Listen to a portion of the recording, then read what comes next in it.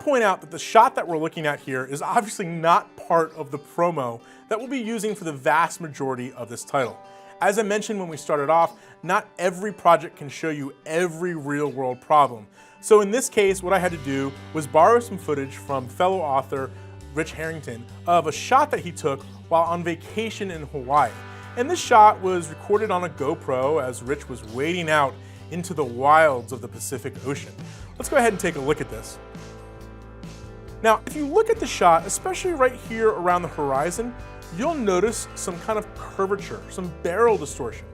And this, of course, is because Rich was shooting with a GoPro camera that's extremely wide angle.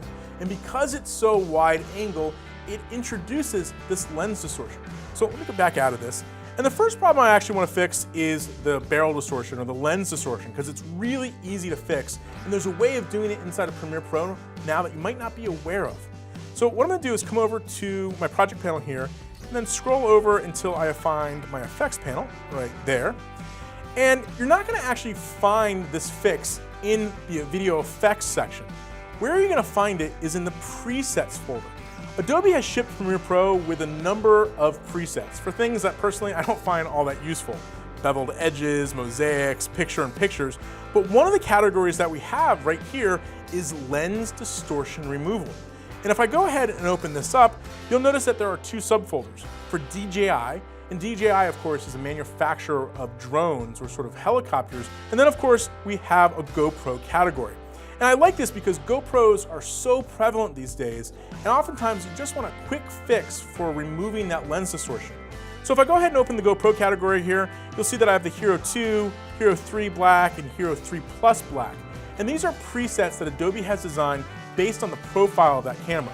Now I know on this shot it was recorded using a Hero 3 Plus Black camera.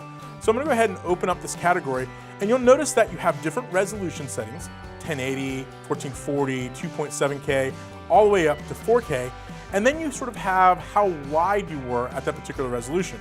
The GoPro camera lets you adjust sort of the width of view or sort of your perspective of view. So we have medium, narrow, super view, and wide. I think on this shot, Rich shot it probably kind of medium. So let's go ahead and test that out. I'll simply drag that over to the shot. In just a second, you'll see that it gets stretched out and sort of that distortion was corrected. Let's undo that and try one other. I'll try the wide view.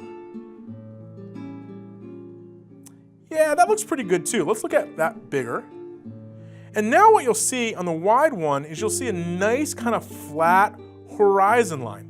Now, of course, to fix this sort of barrel distortion or this lens distortion that was present on this GoPro camera, what we also had to do was not only kind of flatten it out, but zoom into it a little bit. So you'll notice the people here on the left-hand side of the frame, well, we kind of lose them a little bit as well. But now I really like this shot because I have a nice flat horizon line. And that's just a preset, really easy to apply.